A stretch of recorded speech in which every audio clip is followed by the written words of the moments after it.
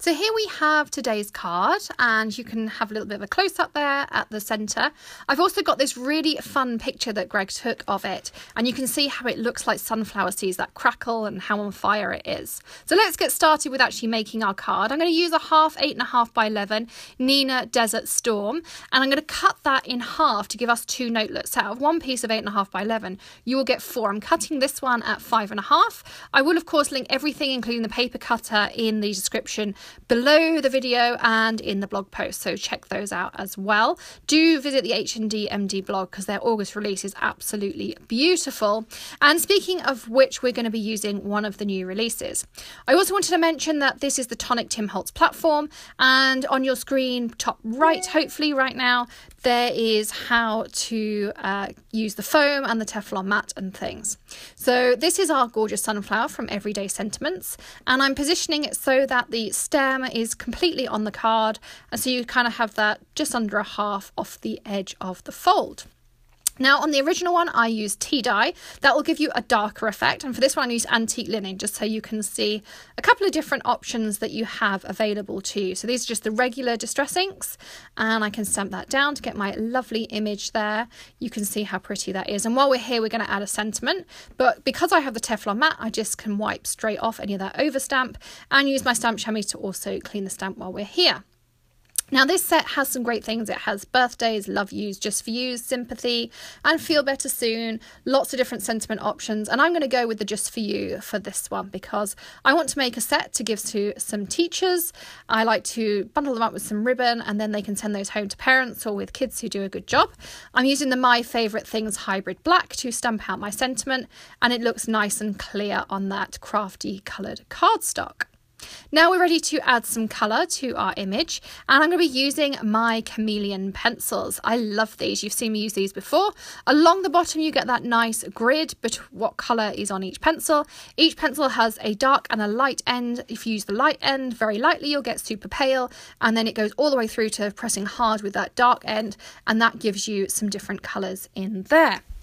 Now for greens I'm going to be using pencils 20, 21 and 19, a bit back to front order there. And what I do, tips I was given when I started with Copics was to colour underneath in yellow. So I used the lemon peel on pencil 2 for that first of all, and it does really work. And then I'm just working from dark to light through all the shades of those greens, all over the leaf and the stem. So you can keep working, and then you want to work on to those darker edges that you've used with the stamp. And for that I'm using one of my darker shades. I'm using Shamrock for that, and Summer Leaf for those really dark ones, and they will cover up those light stamping lines. I also then go back in with the pear and add just a highlight around the edge. Really makes it pop on those neutral cardstocks. You can also try this technique on some light blues, some light pinks, greys, all those kinds of things as well. Now we want to get some flawless blending, so we're going to add some Gamsol or mineral spirits, and again everything's linked there for you, and I just use a paper stump that I dip straight into the bottle. Bit of a cheats way of doing it, but it works really well. You can see how flawless and textured that looks. It will appear dark straight away. Give it a second to evaporate before you add any more colour. You just want to make sure you've got some true colours first of all. Now we're going to go in with our yellows. So I am using pencil number 2 and pencil number 3. And again, I'm going to colour all over just very lightly with the yellow, so that anything that I don't add extra depth and shadows on, it will just shine through with that light yellow, fun sunflower colour. And I really do like these pencils. I bought these. I do have Prisma pencils as well, but I do tend to use these far more than the Prismas. So I first of all went round and I added just a touch of that really dark, vibrant orange kumquat, it's called, in the centre of the flowers. And then I used the lighter end of that pencil called Papaya, and I added shading in the tops, just kind of mirrored the shading that was already in the stamp. And I also went around the edge of the petals, just into sort of the veins of the petals, adding some bits and pieces of texture. And I do find that this is kind of a layered process. I'm not a patient colourer by any means, but this is definitely the way to go. I then used grapefruit to add in all of the other petal details. So I edged every single petal. I went round just adding in anything that I hadn't covered with those 2 darker shades. I would suggest working in stages exactly as I've done here, and then you can see how vibrant you want your image to be. As I say, with the first one that you see later on in the picture sample, I also used pencil number 4, Ginger and Spice, to add some really dark details, because you'll find sunflowers, some are bright yellow, others are more on the brown side. You can play around and get all sorts of different fun colours. We're now going to go back in with our Gamsol again, and I scribbled off some of the excess green that might still be on our tool there just onto some scrap paper. You could also use the sanding blocks that come with them as well.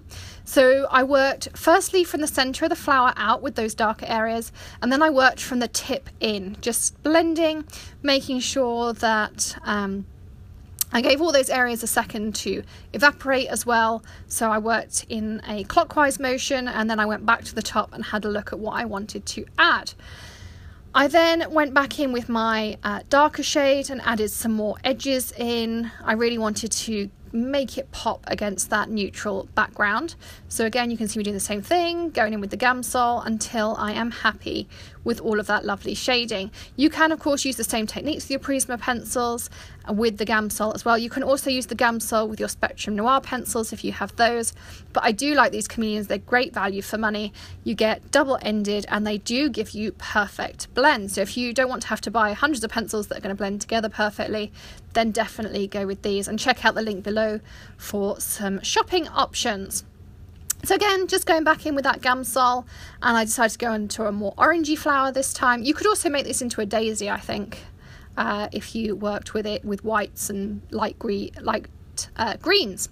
Now I'm going in with my brown, my sugar, spice and ginger, and I want to do this in case anywhere where the Nuvo drops crack. You'll see in a second if there's any cardstock showing. I want to make sure that it's covered with some colour. This is the Copper Penny Nuvo Crystal Drops, and the technique I use is a bit like icing a cake, is just dot and flick, dot and flick. You'll find because of the heavy body of the Nuvo drops, that flick then kind of goes down and that gives you that mottled effect. We're also going to accentuate that mottled effect in a second. You want to go all over, just dot, dot, dot, dot, dot, and you'll see that lovely texture already starting to appear. I'm then going to use my Ranger Heat It tool. Gives you the same heat as an embossing tool, but not as vigorous. And I'm going to let it bubble up. I'm actually just going to do a short version on this. You probably want to do 1 to 2 minutes. I did about 45 seconds here. The longer you go, the more of a bubbly and crackled effect you get. And I will pop all of these pictures that we took and things on the blog post too. So you can see that it started to set. One thing I will say is that right now it will look like it's set, but it's not. It is just a skin on there. You want to give it a good 10 to 15 minutes to make sure it really sets hard for you. So here are some pictures that we took, and as I say, they'll all be in the blog post. Feel free to pin them and save them. There's also some other recommended videos that I did for HNDMD on the screen, plus of course those all important subscribe buttons. So give us a thumbs up, leave us some crafty love, and don't forget to subscribe. We'll see you again soon. Happy stamping. Bye.